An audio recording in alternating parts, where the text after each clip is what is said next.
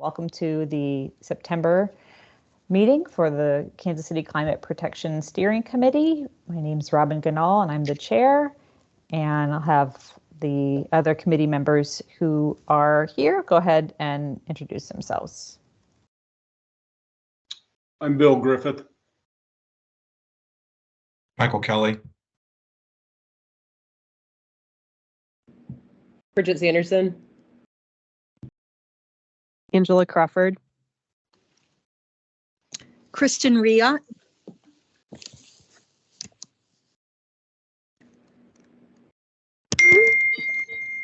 All right, thanks everybody. Our first item of business is to approve the July 2023 minutes. So is there any discussion about the minutes from July? And if not, do I have a motion to approve them? So moved. Second. All right, all in favor of approving the July minutes, please say aye. Aye. Aye. Aye. Any opposed?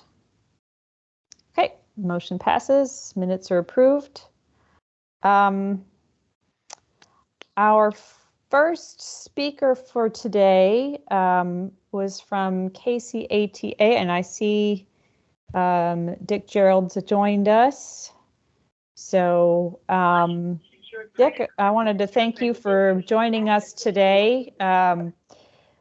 We were just hoping to kind of learn a little bit about how things are going with KCATA and the plans to electrify the buses. That was one of our climate strategies in our climate plan. So unless Bill or anyone else has any other things they'd like to kick off with, I will turn it over to Dick. Well, thank you for inviting me. I appreciate the opportunity. Hello. My name's Dick. Just 1 second, please. Yes. Okay. Hello. Is somebody not muted? Just make sure you're on mute.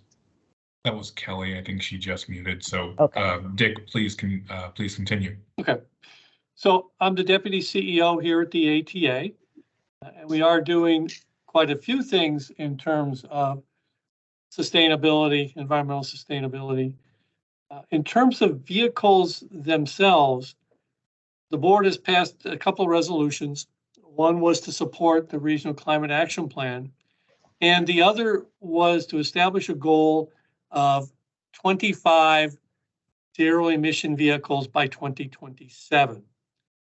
We do not have a goal for a complete fleet electrification, and there's several reasons for that. One is electric buses, hybrid electric, battery electric buses are significantly more expensive than compressed natural gas, and significantly more expensive again over diesel. 2/3 of our fleet today is compressed natural gas. That is at the moment, our lowest cost fuel option is CNG. So a CNG bus, we can replace a CNG bus for about $600,000. We can get a full-size battery electric bus for about $1 million plus charging infrastructure. So we budget about 1.2 per electric bus. So one of the reasons that we haven't made an all-in commitment is because of that additional cost, which means we basically, for every electric bus, we get 2/3. Electric bus costs about 2/3 more than our CNG, which is our standard, basically. The other issue we've had with electric buses is the range and reliability to some extent, but the range. So our buses are on the street. We'd like to be able to deploy them really on any route and be out on the street all day long and not have to come back to the garage for refueling. And that is the case with both diesel and CNG. They are fueled nightly once per day and topped off, and sometimes we can go longer on those. The current range for electric buses, and we have 3 battery electric buses, full-size 40-foot battery electric buses in service today, is not where we would like it to be long-term. And this time of year, which is probably the ideal time of year for that battery life, we can get what the manufacturers claim of about 100 miles per charge, per overnight charge. Our other buses can get much more than that before they have to be refueled. Our experience, however, is that the worst case scenario was last winter in February, very cold days. The range was down to about 80 miles. Very hot days, we also have reductions in range because of the temperature impacts on the battery. That's a problem for us because what that means is we cannot just assign that bus to any route. It has to be assigned to a particular route that doesn't exceed the mileage of that vehicle, or we have to deploy remote charging of the electric vehicle, which adds significantly to operating costs in terms of the time delay to sit at a stop and be recharged. So that's one of the reasons for the going slow into the electric vehicle realm is to get the experience with our climate. We're not flat either, our environment in terms of operating those electric vehicles. Now we know that the range is growing on electric buses. We think we have 3 more on order. We expect the range to be better with those. And we have Gillig buses right now, Gillig Manufacturing Company.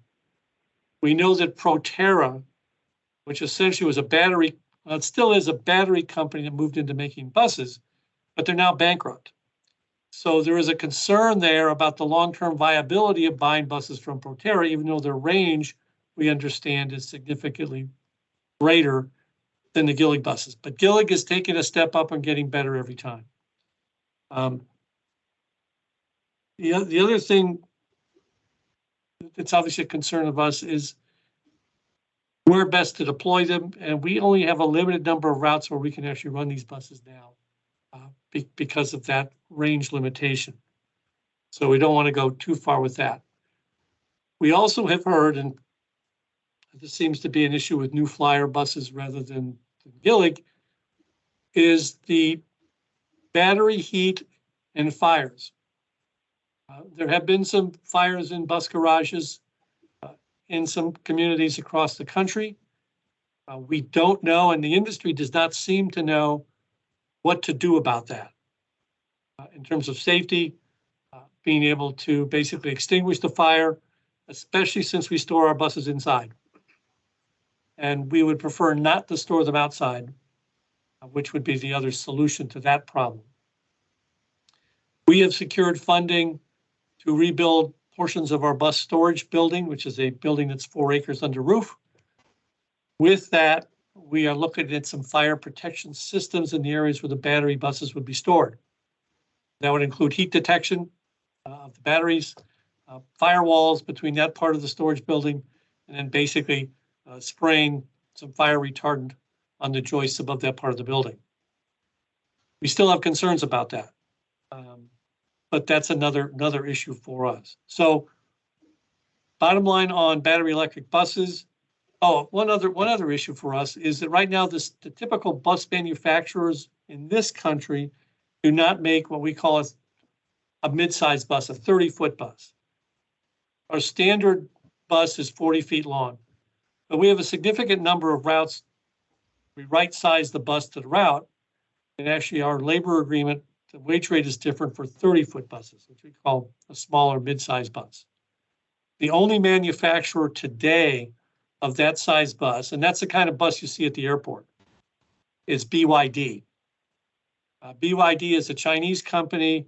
They do meet Buy America, but on the federal transit side, we are prohibited from buying BYD buses at the moment, and we'd like to buy some of that size. The only way around that is to buy off a contract that was awarded prior to 2021 before this restriction on buying BYD buses came into play. We are optimistic that the American market will develop a 30-foot battery electric bus. They're in concept development right now, but they're not there. We would like to try some of the vehicles such as the airport has that are battery electric. But again, they come from a company called BYD, which is a Chinese company. that the Federal Transit Administration, because of congressional action, said we can't buy from without going through some special hoops. I'll stop right there, but that's where we are. We are retrofitting our garage to bring more electric service into it. So we'll have the capacity for more charging within our bus storage building. That's contracts we have underway, ready to award here later this month. So we'll have the capacity for more, but we have some issues and concerns about going beyond where we are today. And I'll just stop. All right, thank you so much for providing us with all that information. I'm going to go ahead and, yeah, I see Bill has his hand raised, so go ahead, Bill. Okay, thank you. Thank you, Dick, for that. Appreciate it. A couple of questions. What's the mileage on the longest routes, roughly? So it depends on how we block them. But our longest routes, for instance, that run from downtown to Village West and Western Wyandotte County, that's basically a 13-mile one-way trip. So basically 26-mile round trip. So if you do those basically over a half a day or an 8-hour block, you're talking 200, 250 miles. Okay, thank you on that. Also, you have a in-house grant writing for some of the federal money that's coming out. Is that true? Yes, so we have a long history of grant requests through the Federal Transit and USDOT. So we have that expertise in-house. If we go to other sources, non-DOT sources, we really don't have experience going that realm in-house. Okay. And the goal of 25 EV buses by 2027, is that 25 new ones or 25 total in-house? So that would be, we started from zero, so that would be 25 new ones. And the intent would be we would try to get some from different manufacturers to compare them and different sizes. So we could compare that as well. To this point, we've not been able to get anything but a full-size transit bus for that purpose. But it was really just to do an assessment. Right. So far, you're looking at 25 40-foot buses by 2027, basically, unless you can obtain some 30-foot buses, which you would like to. Is that? Yes, we think there may be a workaround around the prohibition on the 30-foot BYD buses. If we can find a contract that's still active that dates from 2021 or earlier. But we cannot do a new procurement of those buses with federal funds. Okay. Last question I have right now is one part of the Inflation Reduction Act is the Greenhouse Gas Reduction Fund, which is a revolving fund primed with federal money, but to be then private lending money coming in. Should be significant amount for that. And as KCATA gets more comfortable with EV buses, and of course EV buses get better with technology, whether it's safety or mileage, that would certainly be a place to look for funding or cost sharing for up till 2032. That's going to be an area that could be fairly fertile. It's not quite here yet, but I think by 2024, that will be there, and that will be in the Greenhouse Gas Reduction Fund. So I would just encourage keeping an eye peeled there, which should help with some of the costs, because we are cognizant that the EV buses have a significantly higher upfront cost. Maintenance seems to be lower, but you know, the challenge is up front, of course. Thank you. Good information. Kristen, I think you had your hand up next. I'm sorry, I was on mute. Hi, Dick. It's Kristen Riot. Hi, Kristen. Hi. Good to see you. Hey, and thanks for the update. I just have a question about hydrogen fuel cell buses, which I understand take care of this kind of range anxiety thing that we have. What, I know they're more expensive in some regards, but are we too early with that technology? I guess what I'm really asking is, does it really make sense to buy all 25 electric buses if there's a new technology coming on that could solve some of these problems? That's a great point and a great question. Ultimately, we believe that that's probably where we'll be heading. Basically, the vehicle will generate its own electricity and not have to rely on charging overnight. We are very interested in trying a hydrogen fuel cell bus. We haven't gone that route yet to procure one, but we have a great interest. There are other transit properties that do have some. We'd like to look into that. Tyler Means has had some conversations about that with some folks, and he's our technology officer. But it's something we're very interested in, and I think we'd really love to try to get our hands on one and give it a shot and see what the situation is with that kind of a vehicle. What's the price differential that you're hearing now? I just read 1.2 for the bus, but I don't know for there may need to be supplemental funds to actually pay for the hydrogen production, right? That's what we understand. I don't have a good figure on the dollar amounts there. Tyler Means, Mike, I know he's been talking to KU about that because apparently they're looking at some ways to generate some for these kind of activities as well, but I don't have the number. But again, it's something we're interested in. Okay, thanks, Dick.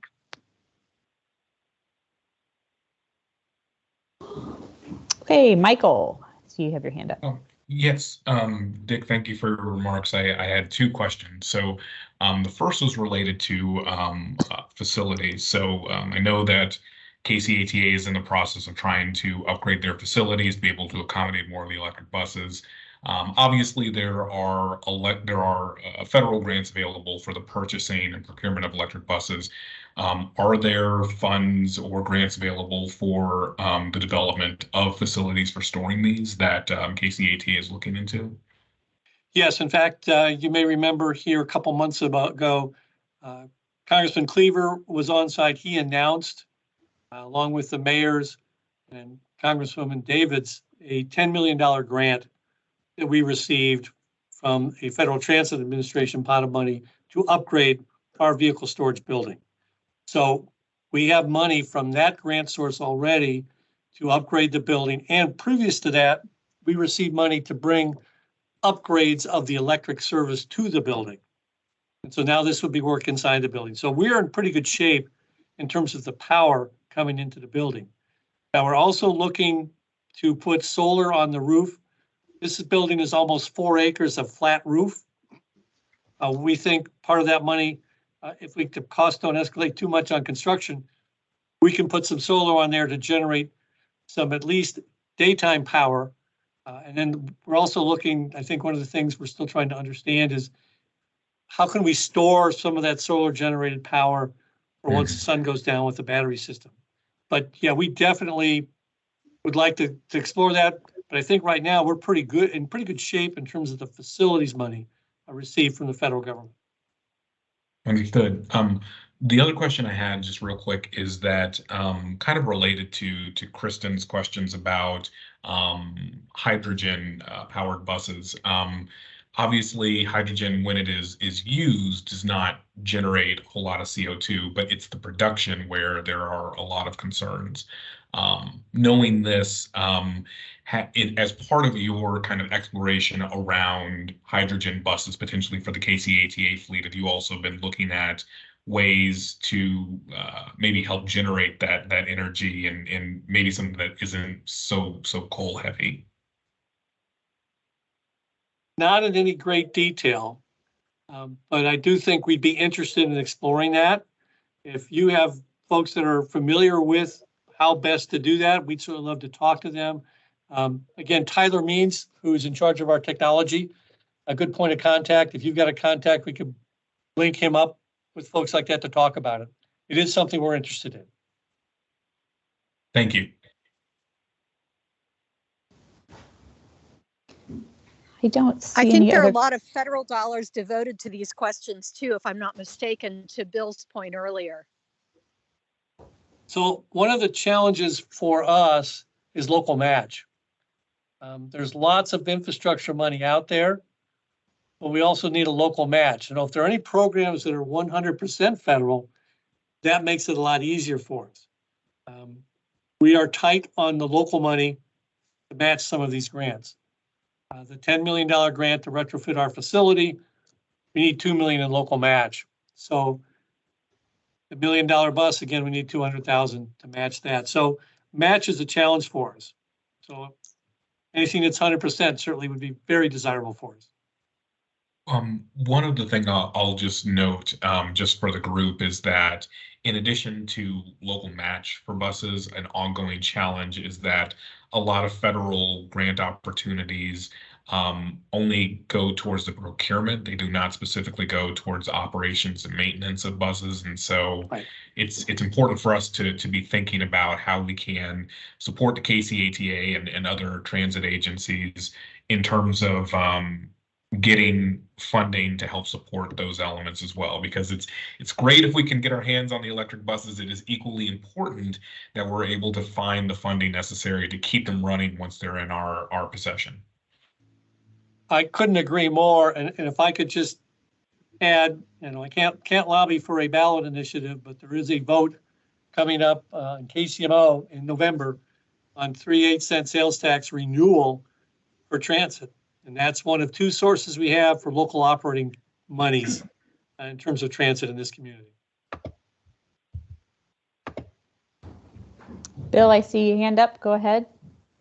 Yeah, just wanted to circle back, Dick, about the possible solar on the roof. Do you have a timeline? Are you looking for bids on that soon, or where is that in the process? I'm going to smile because that's a really good question. So our history with the Federal Transit Administration, USDOT, Congressman Cleaver and Congresswoman Davids announced the fact that we have been selected for this money a couple months ago. We expect we will not get a grant. So you're selected, but then you have to go through a lengthy process of getting the grant approved, which can take upwards of a year. So we expect we will actually have access to that funding sometime first or second quarter of 2024, at which point in time we can then enter into the design phase of the project. So best case scenario, we would be out to bid, we expect late 2024, early 2025. And I'm a former solar project developer. Good. I would like to actually Google Earth the roof there. Remind Please me, do. what is the address of the roof that we're talking about? So the facilities campus is 1350 East 17th Street. Right. And if that doesn't work, try 1200 East 18th Street. That's good enough. I'll be able to get it there on that. It should be pretty obvious where that roof is. Yeah, it'll be obvious from once I see that. So thank you very much. You're welcome. Dick, you mentioned the cost, the difference in upfront costs of the different kinds of buses, but I'm also curious about operating costs, how they compare. So that's one reason we're having the basically 25 vehicle trial period to get a sense of that. Until we can get the range up, the battery electric vehicles will cost us more to operate because they have to come back through the main maintenance base to be charged and don't have quite the range. We certainly have heard anecdotally that over time, the cost of O&M on the battery electrics is lower. The transit agency peers we've talked to, though, have not confirmed that. In fact, they all tell us, the California properties in particular, to be extremely leery of any of those claims. The technology when it comes to buses is still evolving. We don't have enough experience yet with just 3 of them to determine whether there is a significant difference in operating cost. You would certainly think there would be with fewer moving parts, no oil changes, et cetera. So that's the hope. We don't have experience yet to confirm that. All right, thanks for that. Any other discussion or questions for Dick while we have him here? Okay. Well, we certainly really appreciate you taking time out of your afternoon today to be with us and kind of let us know how this is going and provide us with this update. So it's very, very helpful to know. Thank you. Glad to do it. And I would just add, if we heard some good comments from this group, if you guys have suggestions, the idea on solar or these grants, please send them to us. And again, the fuel cell buses, we're really interested in that. We don't have a lot of knowledge. We're certainly open to receiving any ideas that this group may have. Well, thanks for that. Would we send it to you? That's a good starting point. I can get it to the right people internally. Great. All right. Well, thank you so much. Then we will keep in touch. And thanks for your time. Thank you. All I'll go ahead and get off. All right. Okay.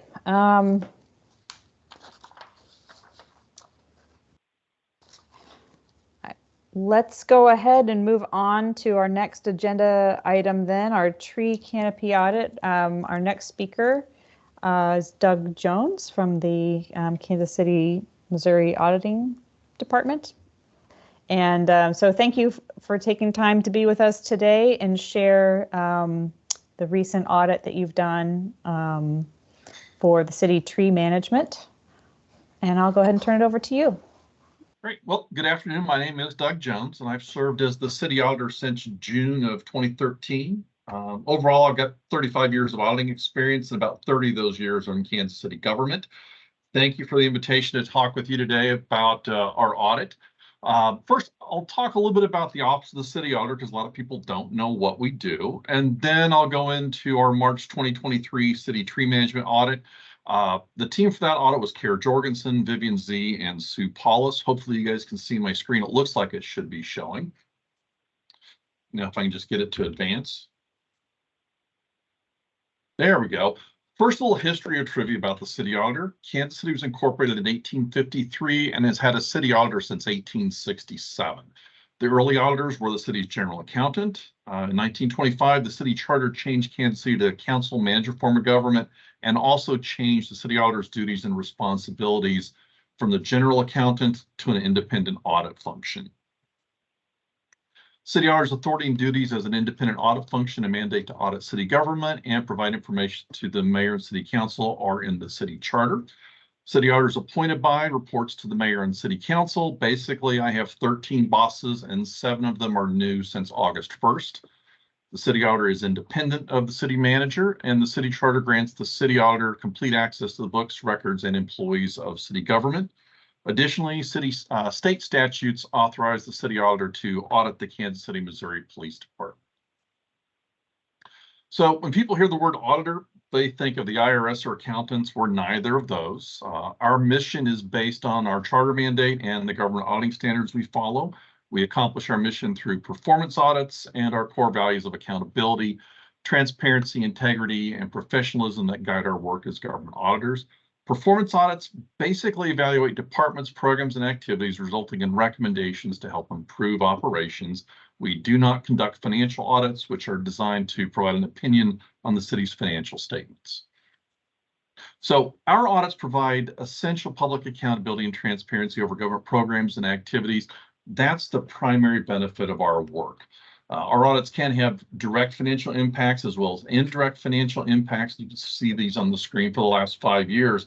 When you look at that, overall, for every dollar we spent over the last 5 fiscal years, our audit work identified about $50 in potential direct and indirect financial impacts. So after that whirlwind of what the audit office does, we'll just hop right into the audit itself. So like I said, in March, we issued an audit that was focused on how city trees are managed. The Park and Recreation Department's foresters provide technical expertise and advise whether a city tree can be saved or if we need to remove it. While Parks is responsible for the management of city trees, other city departments manage programs and projects that sometimes require removal and or planting of city trees.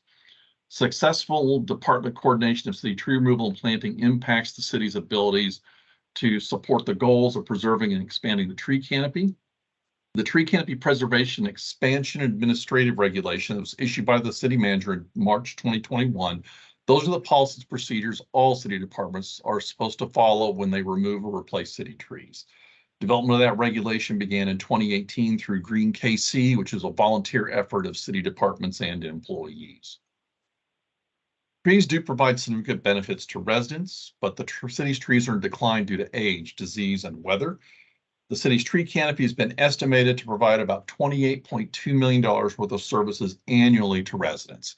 In 2018, the city's estimated tree canopy was 31% of the land area within the city limits.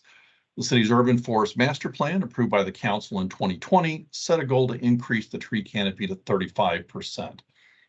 City council has also approved the climate protection resiliency plan and the urban forest master plan. Both of those plans provide some policy direction for the city to actively address climate change. Trees are vital to the city's strategy in addressing the climate and ecological emergency.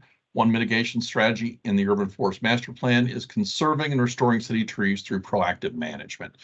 Because the maximum benefits from trees are not realized until they are mature, it's important to focus on preserving trees, on the tree preservation and expansion immediately, and remain consistent in those efforts. Because city tree management regulation has not been implemented, city departments' removal and replacement of city trees may not support the goal to expand the tree canopy. The regulation does require a permit process and tree replacement ratios. The Parks Department did not create a permit process as required by the regulation to manage how city departments are removing and replacing trees. So instead of issuing permits, Parks Department staff have varying practices to receive tree removal requests and communicate decisions. Establishing the permitting process can assist in managing and enforcing city tree removal and replacement. The department needs to enforce the tree replacement rate. The regulation requires departments to replace trees that are removed at a specific rate. The replacement rate increases as the size of the tree removed increases. And enforcing that regulation helps support the goal of expanding the tree canopy. Basically, if you have a 1 to 5 inch diameter tree, it should be replaced with 2 trees. And so again, the bigger the diameter, the more you have to replace it with. Parks Department needs to communicate with other city departments its authority over all city trees. City Department's responsibility to obtain permits from Parks Department to remove city trees. The tree replacement rate, as replacement costs can be significant. City departments also need a clear understanding of the process and city tree replacement costs, so these can be accounted for when they are doing project planning. The tree management regulation includes a calculation where, in lieu of replanting city trees as part of a project, the project can pay funds into a tree replacement fund. The Parks Department has not clarified questions about how funding sources might restrict the use of project dollars paid into that tree fund. You know, for example, many projects use bond funds, which are approved for types of projects, as well as PIAC, which may be limited to a particular city council district. So without clarification on the use of those projects funds in the tree fund, Parks Department may not be appropriately segregating and tracking project monies. The tree management regulation does not provide direction for planting new city trees that do not first include a tree removal. So basically, if we removed a tree, it told us what to do. But if you wanted to plant a brand new one, that wasn't part of that administrative regulation.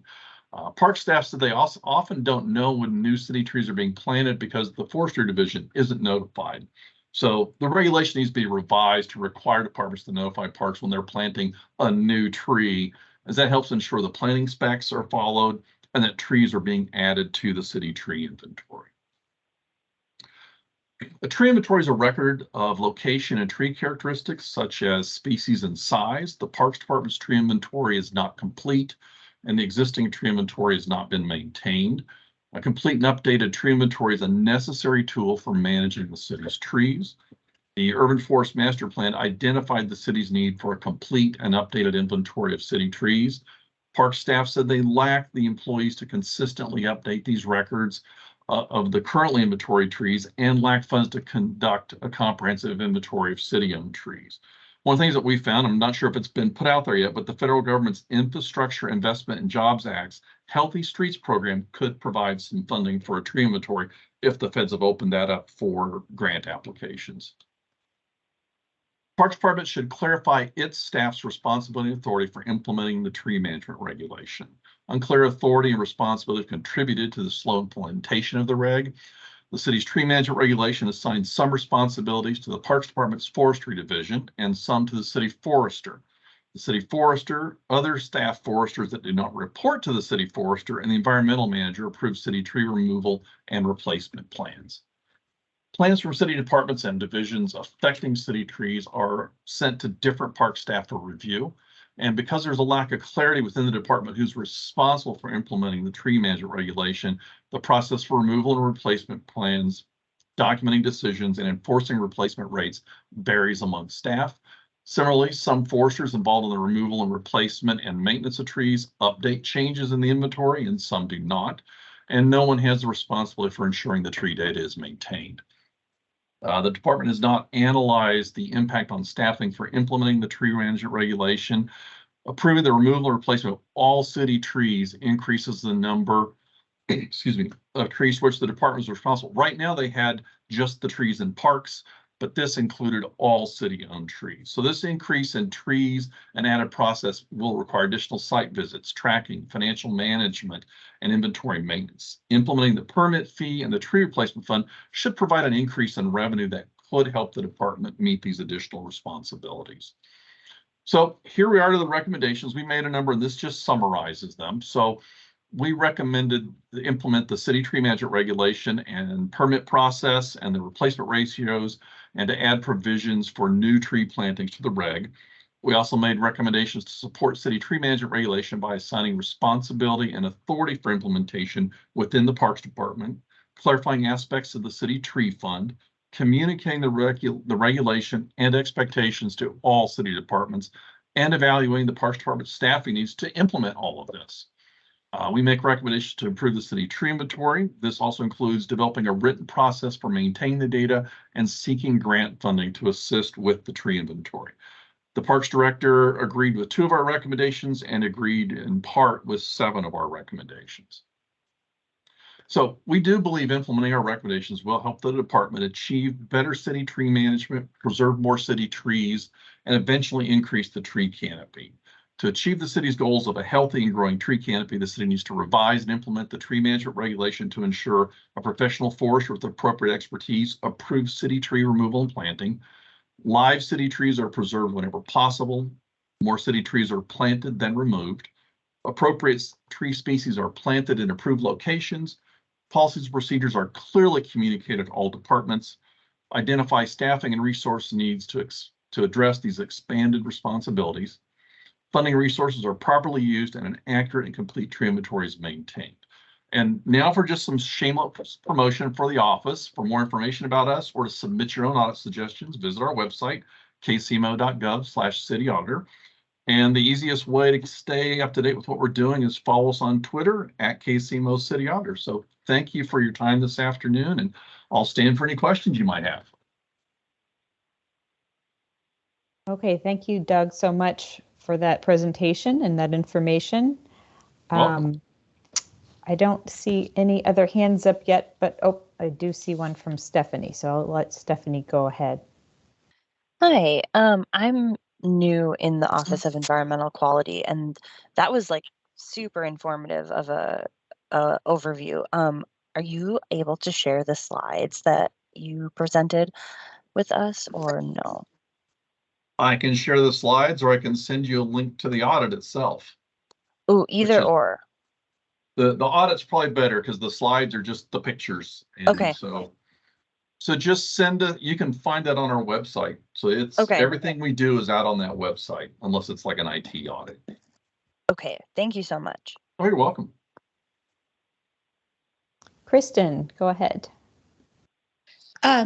Thank you, Doug, for your overview. And I should probably ask whether Andy wants to speak to this, but there was a substantial amount of funding, $12 million, that was just given on Friday. We got word about it, I believe. Yeah, you just took my thunder, Kristen. I'm done for the day. Well, you speak to it, and then I have a couple things to say about it. Go ahead, Andy. Tell more. Yeah, no, you've got the the right message there, Kristen. So yeah, the city received word on Thursday of last week that we were one of 3 cities in Missouri that were selected as part of the USDA Forest Service grant.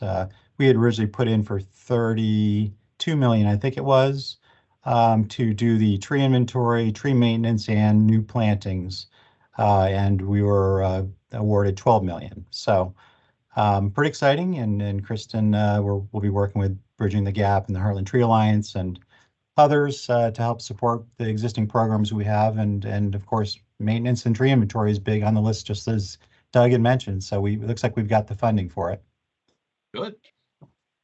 So what I was going to say, if I may go ahead now, Robin, is that the lack of an inventory that Doug touched on several times is first of all really important in probably underestimating or overestimating what our remaining tree canopy is. The 31% that he cited is the official number, but the data that derives from dates back to, I think, to 2002. So it's almost certain that our canopy coverage is considerably lower than 31%.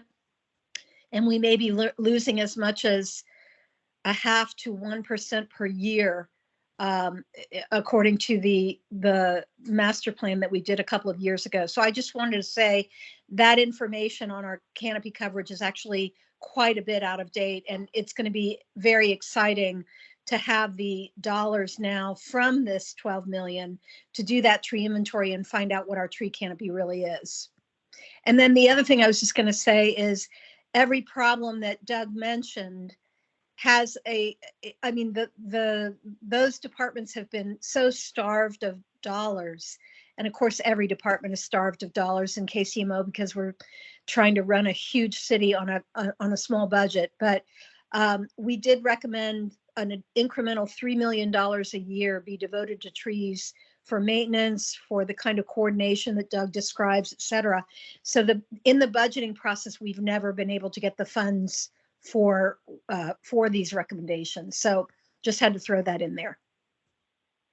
Yeah, our 31% came out of the 2018 Urban Forest Master Plan. That's where we got our number.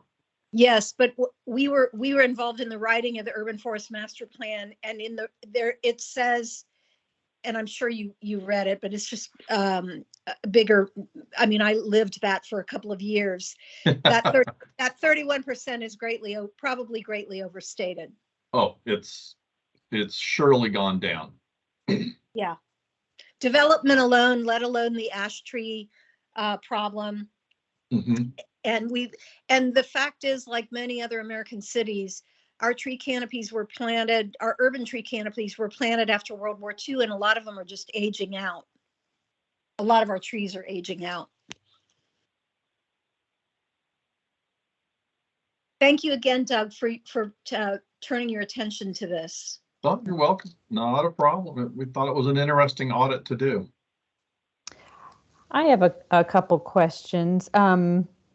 Does the managing the tree canopy include other natural systems that are not trees? Like I understand there's a prairie within the city limits.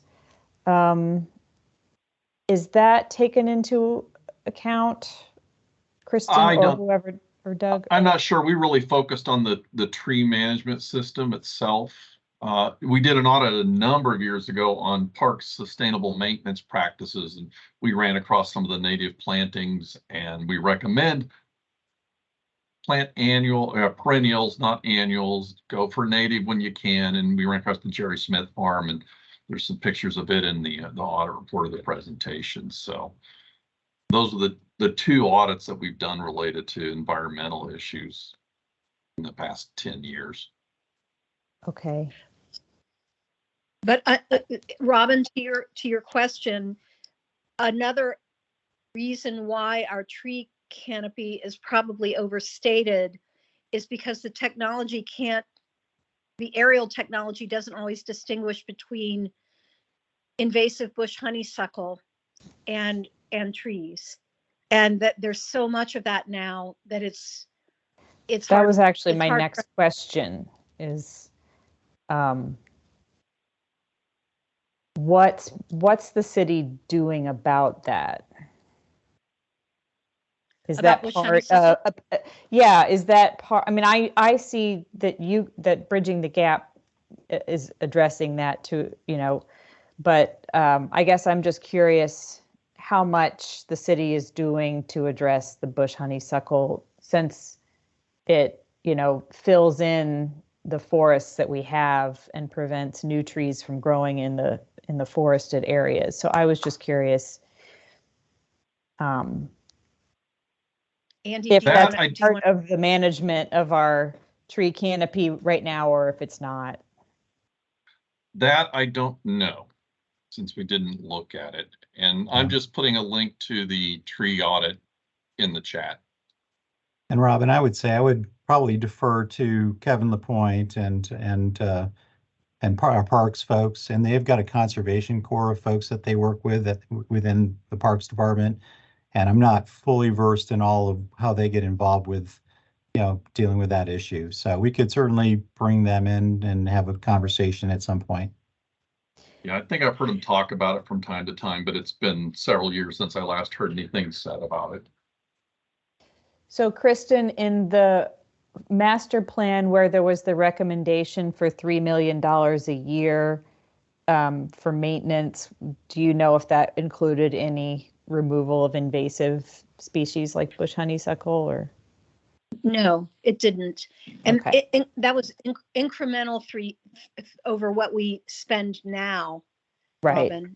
Yeah. In believe- addition to what's spent today. Yeah, and that doesn't include bush honeysuckle, although I do believe, Bridging the Gap is under contract to the city, for example, at Jerry Smith Prairie. Hmm. We do work for the city and we remove it with the help of volunteers. But I think it's fair to say that the Chinese, Indian, US, and Russian government armies combined might be able to make a dent in it. And it's just so, it's so pervasive. There's so much of it. I know. Yeah, it's not an easily solved problem, that's for sure.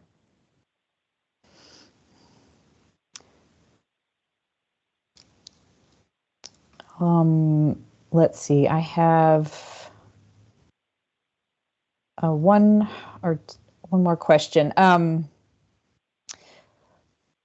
So this was sort of on my mind this summer as we suffered through, more heat, and, Doug, you mentioned the weather is taking a toll on trees in addition to age and disease. And this may not be related to the audit, but just for our group, I was wondering if about the idea of having the forestry group coordinate with a communications department and let people know when, maybe it's a good time to water your tree, because I see trees dying, I assume from drought on, private property. And that's something that it's kind of, I wonder if Andy, or I'm not sure who the right person is for this question, but, what you think about maybe the city trying to communicate more with the residents that to preserve our tree canopy, to the extent people can, it makes sense to water trees when there's times of drought or excessive heat. Yeah, so Robin, what you kind of talked about was something that we had discussed back in a previous grant application along with Bridging the Gap and city staff. That particular grant didn't get selected, but public outreach and education was a kind of a central component of that. So I think we internally haven't forgotten about that message that we need to bring to homeowners and how we maintain the existing trees. So I think right now we're going to be meeting here real shortly about the grant, and we'll discuss again outreach more so and see if there's some opportunity here about how we can use our communications team to kind of get the word out about leveraging the work that we're going to be doing under the grant along with support from the community to maintain our tree canopy. So yeah, just stay tuned and I'll see where I can pull that into the conversation. Okay, great. All right, well, I don't see any other questions. So Doug, again, thank you so much for your presentation today and for your remarks. So we appreciate your work and for you being here today. Well, thank you. Again, thanks for asking. We'll take any presentation on the road or virtual, much easier virtual. So you guys have a good afternoon. Thank you. Thank you, Doug. Thank you. Thanks, Doug. Okay. That brings us to our OEQ update. So I'll hand it over to Andy. Okay, thank you. So let's start off first with an update on staffing. So Stephanie has already, you've already seen her a little bit in action. So I'm going to kind of turn the floor over to Stephanie Dresden. She's our newest staffer we picked up as our natural systems coordinator. So Stephanie, why don't you introduce yourself? Yeah, hi. My name's Stephanie Drazen. So I'm from Wisconsin, but I've been in Kansas City now for about a little over 4 years. Was working in the private sector as like a sustainability specialist. My undergrad background is in biochemistry, and my master's is in energy policy and climate. So I just started with the city. It's been about 3 weeks, and I'll be doing natural systems stuff out of the climate protection and resilience plan. So a lot of the tree canopy, green infrastructure. I'm going to be working on updating the nuisance ordinance for native planting, that kind of thing. All right. Thank you, Stephanie. So yeah, pretty excited to have her on board. And as you heard, her background in energy is also going to be a nice tie-in, and as she had some experience at the Office of Public Counsel. So yeah, we are excited to have her on board. Our sustainability team is now fully staffed. So we've got our sustainable buildings coordinator with Casey on board, Stephanie joining us most recently, and of course Jensen being here. So they are just now kind of getting rocking and rolling, getting things organized, and really starting to get deep into some of these issues. So with that, we'll kind of move in through a couple of topics I'll kind of give updates on real quick. Starting off with solar. So I know some of you were involved with our solar array announcement up at the airport back a few weeks back. And just for the rest of you that weren't able to attend that, basically the city announced that we were looking to start negotiations with 816 Consortium, which is a combination of Evergy partnering with a local consultant, and there's a solar consultant and an engineering consulting and construction. I don't have the names in front of me. I forget who they are now, but anyways, so it's moving forward. The ordinance is moved through committee. It was approved last week, which would authorize the city manager to negotiate with 816 Consortium. That should be in front of full council this Thursday for a vote. If that passes, then we'll begin negotiations. The array size is 30 megawatts with the option for 4 megawatts community solar from the Hawthorne power plant.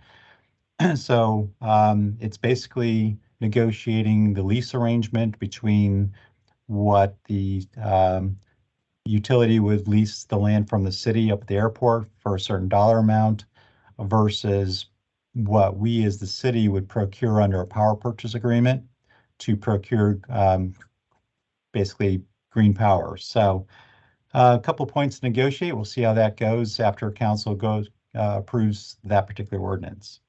So we have, I think, 180 days to negotiate that agreement. So we'll see how that plays out. If you have any questions on any of these, feel free to jump in at any time, because I'm going to kind of jump through a variety of different issues here or topics. So.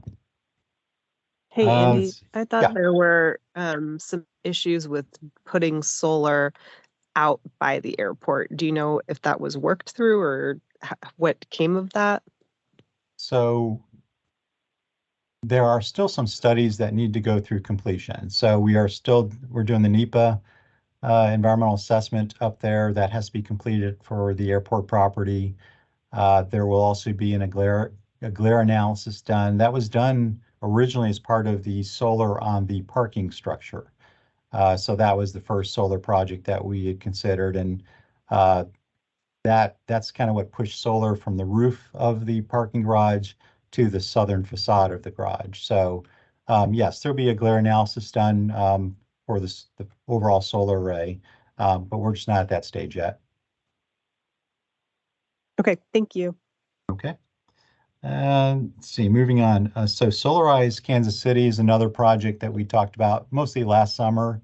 That's doing the bulk purchase program for residential and commercial. For the most part, most of the installations have been complete for residential. We didn't get any commercial customers to speak of, but on the residential side, we ended up around 93 or 94 contracts. Comes out to be somewhere around 730 kilowatts of solar total.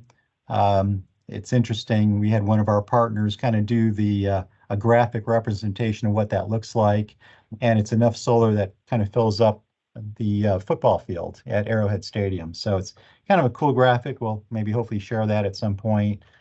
But where we are today is we're still working through the Share the Sun aspect of the program, which is the low-income component of the program.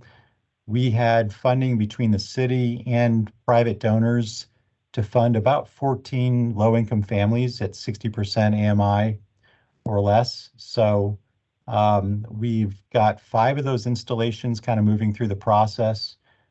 We originally received about 80 applications, but when you're going through those applications and you're looking at the criteria for how we can do these installations, many of them are disqualified either because the roof is too old, or there's too large of a tree canopy over the house, or the orientation of the property isn't quite right. So after 80 or so applications, we basically have 5. So we are looking for more. So if you do the math, we need quite a few more applicants that have to meet the specific criteria for us to provide essentially a 4 kilowatt system, which will pretty much get people somewhere between a 50 to 90% energy offset. So it's fully a subsidized system. The only caveats is that we're not going to cover weatherization or structural roof, things of that nature. It's strictly just for the solar installation for a 4 kilowatt system. So I'm going to drop at some point here into the chat a link to the application, and feel free to share it with your networks and spread the word. So that is going on. And then the third thing on solar I'll mention is we've discovered, many of you know, we've got a solar lease arrangement here on our city facilities. We've got somewhere in the order of about 58 city facilities with anything from a 15 kilowatt or to more kilowatts per facility. I think it comes out to being about 1.5 megawatts total for city facilities. Anyhow, we've discovered one of our facilities was being decommissioned. So it raises the question, what happens next? Because we're only about 10 years into that lease arrangement. And so staff has been kind of working through that whole process of, removing solar panels from a facility, trying to figure out what do we do next? Do you move them to a new facility? So there's a variety of hurdles that we have to kind of get through to do that. So it's just kind of raised an interesting little aspect to our existing solar program for our facilities. And the last thing I mentioned is that we'll be looking at, it's been a project I've been very interested in for many years, is looking at using our landfills that we've got for possible solar arrays as well. So Councilman Patterson Hazley is interested in looking at a landfill that's within her district to serve as a solar array field. So we'll be kind of looking at doing a feasibility analysis there before we get into any RFP process. So, okay, so I think that's plenty on solar. Any questions on that And any of those updates? Okay. Grants, switching over to grants, that's also much of our staff's time is spent looking at grant opportunities. We've applied for several grants over the past several months. And as Kristen had started us off talking about the Forest Service grant, that was pretty exciting news last week. So we'll be meeting internally about, implementation and what that looks like. So we'll keep you posted on where that goes. But as a reminder, it was, when we put that application in, it was for the tree inventory, for maintenance, and for new plantings. So just now how we're going to see how we have to scale it down based on what was awarded to the city.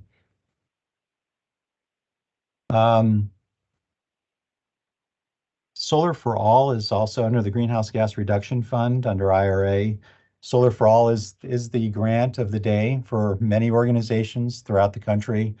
The EPA has extended the due date on that one, so it's been pushed back into October. This one is for, again, solar, particularly for low-income families. It ranges in what the dollar amounts are for that particular grant. So we spent a lot of time talking with various partners, local organizations, and also collaboratives across the country to see what applications we might want to partner with. So where we are today, just to kind of get everybody caught up, first off, we are working with a collaborative out of Cleveland.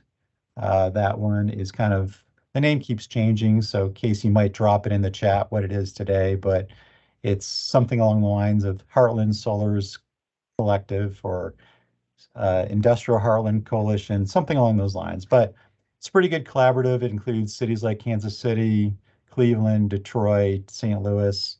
There you go, Industrial Heartland Solar Coalition. Very well organized. The Gund Foundation out of Cleveland is also supporting this and helping to do much of the administrative work on this. But this one here gives the 14 or 15 cities that are part of that collaborative the flexibility to use the dollars to however the program best works for your community. And so Kansas City, the way we're partnering with that collaborative would allow us, if that grant is awarded, to bring dollars back to Kansas City, but not just to the city limits of Kansas City. We'll actually be representing the entire metropolitan area. So overall, it's somewhere, I think,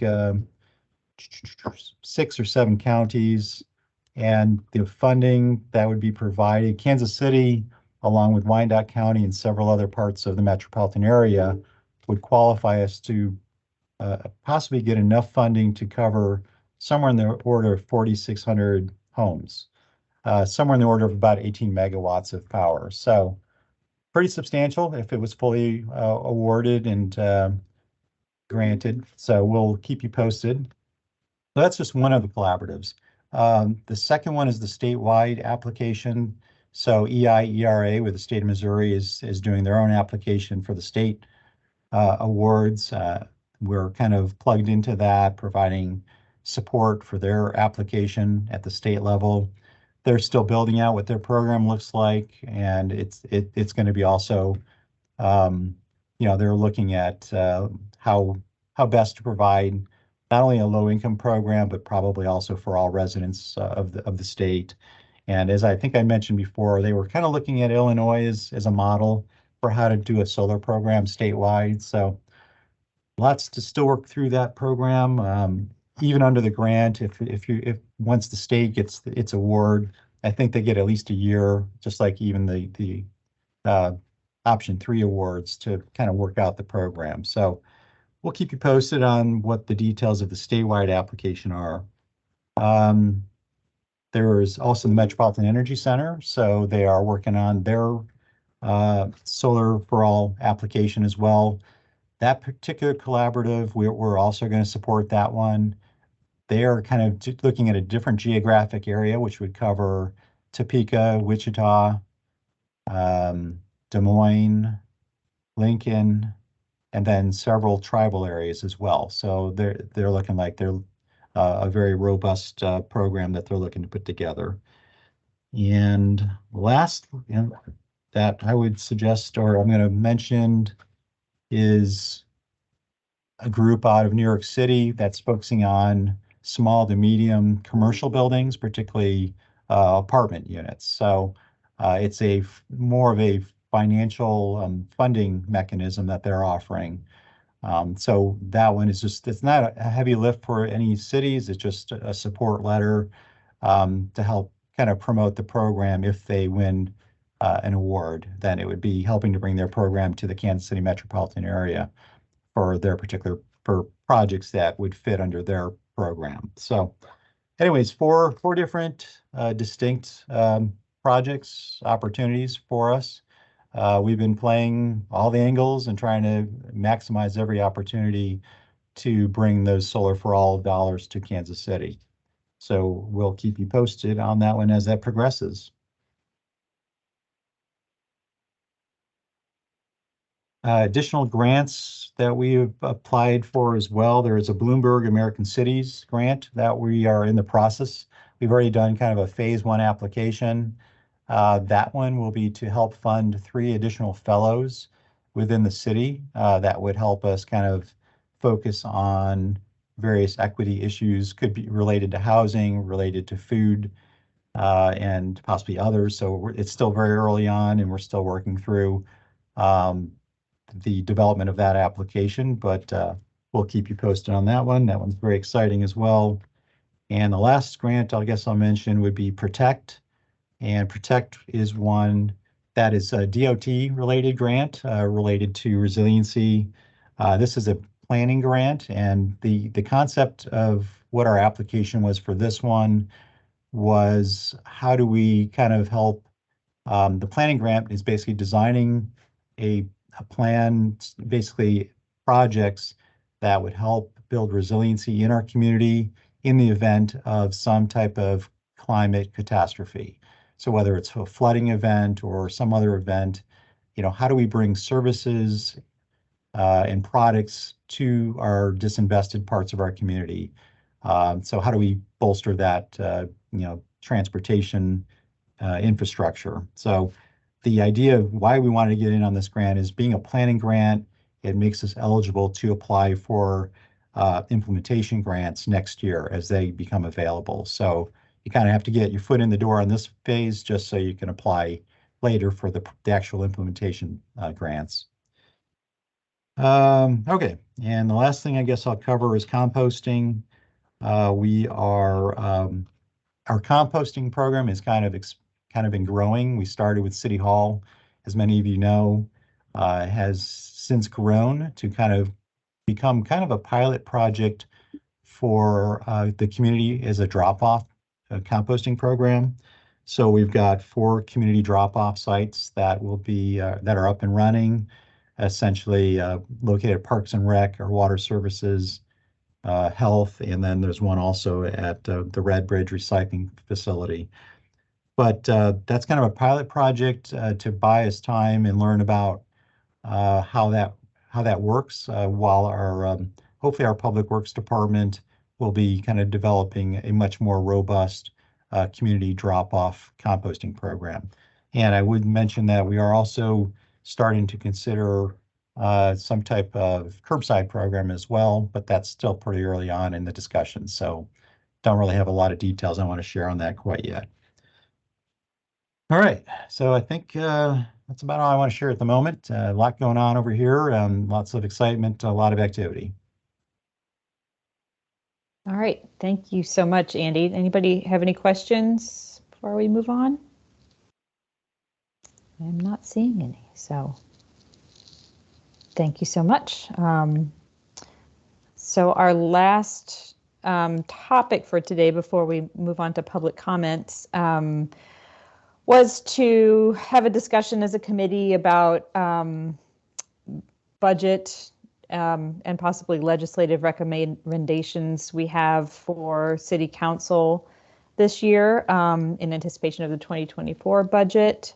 So Bridget and Bo and I got together and put together kind of a short list of budget line items that we thought could be priorities for the committee to recommend for city council to include in this next year's budget. I sent those around just a little bit before the meeting, but we wanted to get everyone else's thoughts. And Andy, that includes you. Some of this may already be covered and is not necessary to put in a recommendation. So we need your input too. So I could go ahead and share my screen with what we have so far, but welcome any thoughts, anything we think is missing. Let me see, let me bring up my. And Robin, and while you're bringing that up, I would say that this is an opportune time because they have upped the time for us to get our budget requests in. So it's a little sooner than usual, but it's looking like they're asking for us to provide our budget requests within by the second week of October. So we don't have much time. And I did look through your initial list. So yeah, there's some of that stuff that is already going to be covered under maybe grants or other things we're already doing. So, but by all means, brainstorm and go ahead and put them in here. I am not sure that I'm going to be able to share my screen. I don't know if you have it up there, Andy, what I sent. Let me pull it up here and I'll see if I can share my screen. Okay. Give you just a minute. We tried to, I tried to organize it by kind of category within our climate plan. And so I guess there, maybe it wasn't letting you because I still had a window open when I was trying. I closed that. Do you have it, Robin? Oh, what? No, were you going to share your screen, Andy? Yep, I just did. There. Okay. That didn't come through very well in my email, I guess. But so I've got our suggestions broken up by suggestions that are strategies that reduce emissions and strategies that are for resiliency. So the first, I'll just go through them real quick, but please jump in if you have any thoughts. So increase funding for solar on city-owned properties and parking lots. Andy, it sounds like, I mean, give us your take on whether this is something that's covered or whether it's something that. Yeah, I mean, I think right now between the city manager's priority on the solar at the airport, council wants us to focus on the landfill, and then we've got some city facilities with some issues with solar. So I mean, we've got our hands full with solar right now. So I'm a little hesitant to go to budget and ask for anything right now related to that. There's just already a lot going on in that realm. Okay. How about, let's see, our next one, we tried to just capture, continuing to shift purchases to modern electric powered, HVAC appliances, fleet vehicles. So not necessarily this particular bullet item asking for more, but just emphasizing that whatever is budgeted should go towards that as much as possible.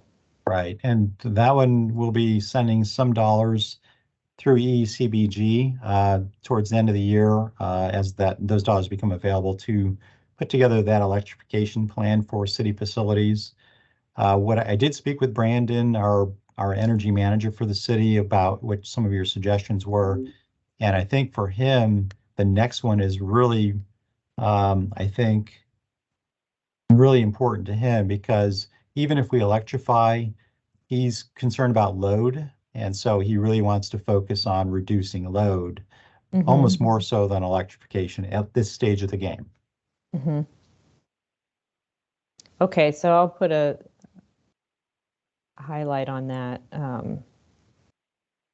Yeah, so even he was suggesting even simple things, even converting more facilities to LED lighting and improving the envelope of the buildings would help with the load issue. So he wants us to at least not forget about that. Okay. All right, we'll leave that one in there. And then similarly, we had a suggestion to add additional funding for energy efficiency and electrification for community members.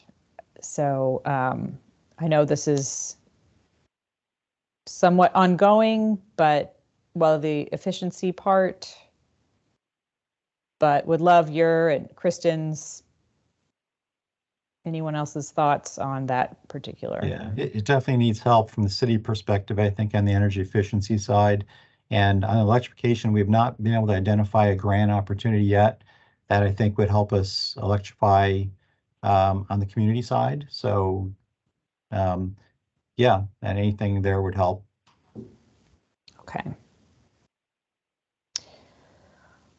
And then I'm glad Michael's here because Michael, we have a couple in here for transportation, pulling from our climate plan, the line item of dedicating, let me know if this is not how it was intended, but 3% of the transportation budget for pedestrian and bike infrastructure. And then we also thought we'd ask for the city to start installing e-bike chargers in addition to EV chargers. So yeah, so the 3% I think would be fine. If the group is open to increasing that amount to 5%, then that would be a request on that. With the e-bike chargers, the only other thing I will say is that the hesitance. So I'll say two things about that actually. First is the hesitancy with this is that there has been a few high-profile cases in places like New York with fires involving e-bike batteries, and this is largely related to either unregulated batteries or batteries that were used with the wrong charging apparatus. And so different e-bikes have different charging apparatuses, and so adding them just across the board to chargers may not be the best approach. I understand the sentiment, it might not be the best approach. The other thing that I'll add is that in lieu of that, I know that some cities are beginning to look at e-bike incentive programs, and I know that Denver is probably the biggest example of that. I don't know how you would potentially work that into this budget, but certainly if that is something, I know that there are some discussions that are already being had with some city staff to try to understand what that could potentially look like. I don't know how we missed that. That's a good suggestion.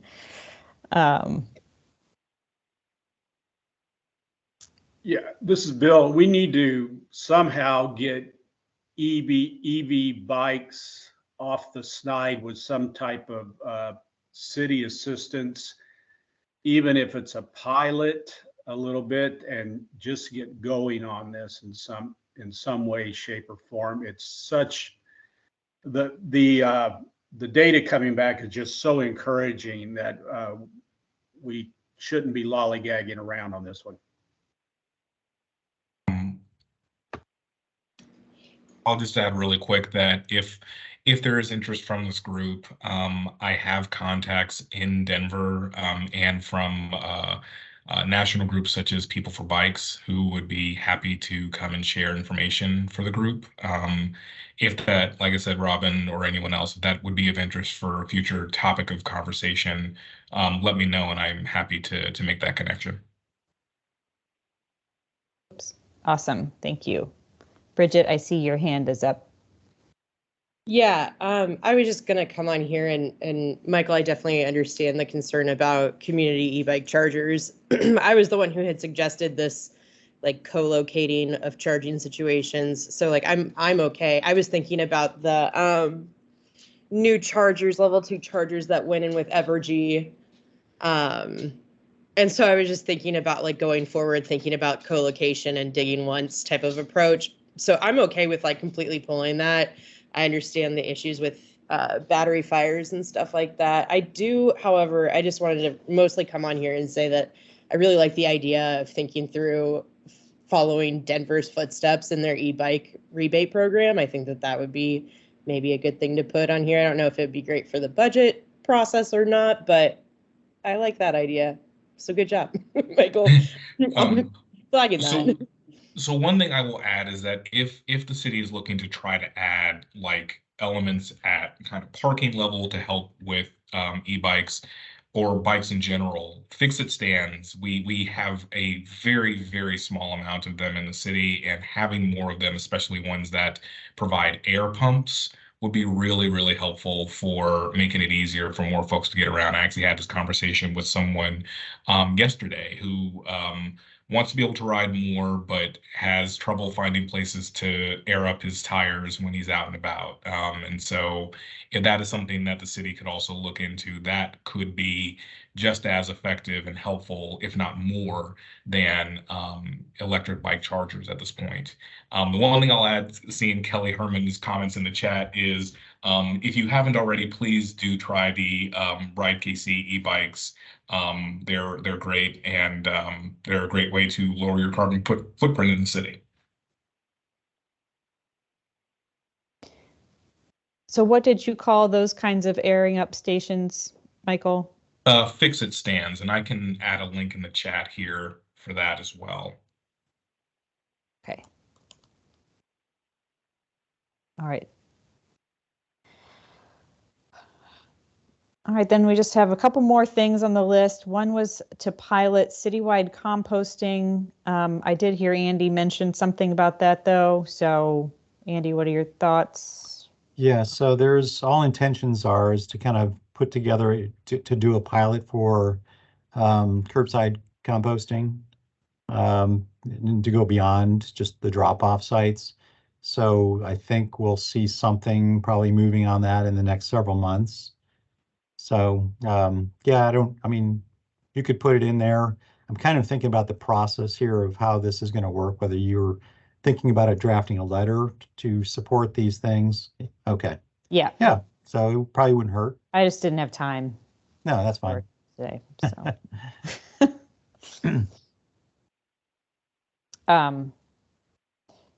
All right. And then under our, if you scroll down a little bit under resiliency, we've got, well, actually, if there's any thoughts based on tree canopy, what we heard today, and then thoughts on whether we should include any recommendations to support KCATA's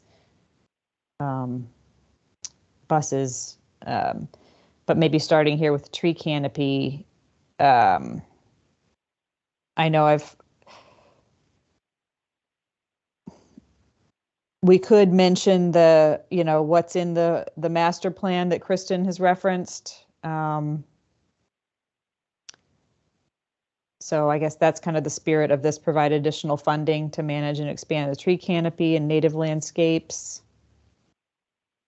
And then we also had the suggestion to fund green roofs on city properties where there's not solar or where it could be used with solar.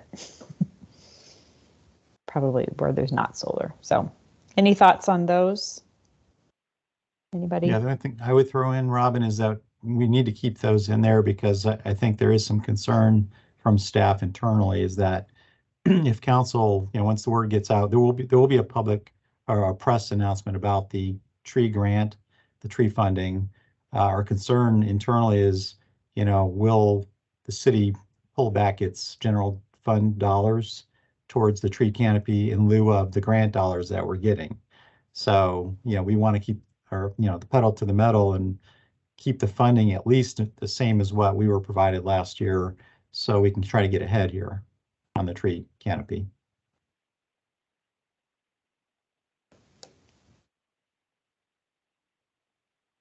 Okay.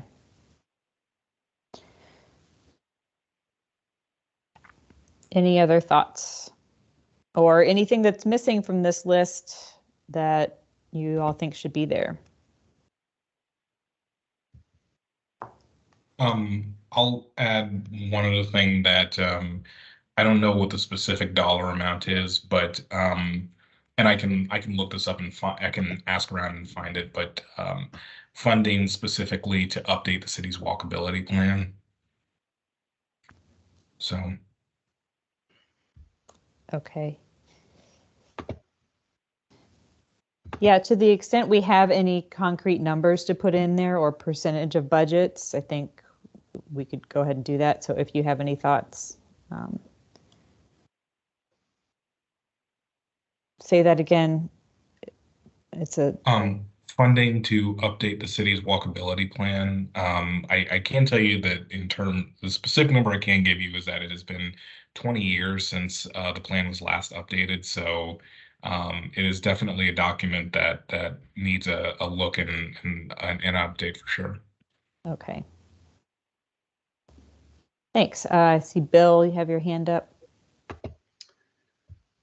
Yeah, I have one I'm working on. It's not quite ready yet. I'm probably going to have a phone conversation with Andy. I've got a couple questions there, and then with my former colleague, Dr. Scott White, who's now working for a solar firm in Chicago, but on a possible small incentive as a pilot program to induce some of the larger commercial roofs in the area to go solar. But I need to, and I know Andy's talked by the second week of October, so probably next few days have a conversation with Andy. I have a few questions, but I need to have one more conversation with Dr. White first, and then look at a possible proposal for a small pilot program in that direction. But it's not quite ready for prime time yet. Okay. Okay, well, thanks everybody for their input on that. Like I said, we'll get a letter together and work with Andy as we need to, and send these recommendations to council as they consider the budget for next year. And sorry, we're almost towards the end, but I do want to open it up for public comments. If anybody has anything they'd like to say today, please raise your hand.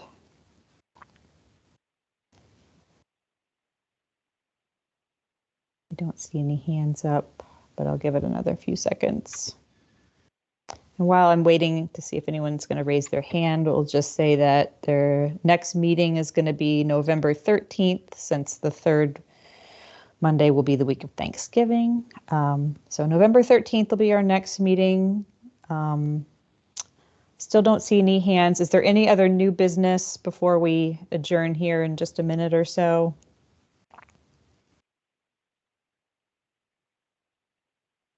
Okay. Okay. I'm on audio only, Robin. This is Kelly Gilbert with Metropolitan Energy Center. Hi. Sorry. Hi. No worries. I can't raise my hand, or I could, but you wouldn't see it. If I would like to add just a comment, kind of more of an invitation, but I'll use the opportunity to make a comment that our Metropolitan Energy Center has put out a kind of a survey to industry folks in the solar area and just engineering and energy efficiency about the Solar for All program that we're developing, and the intent there is to understand the state of the marketplace. And once Solar for All and other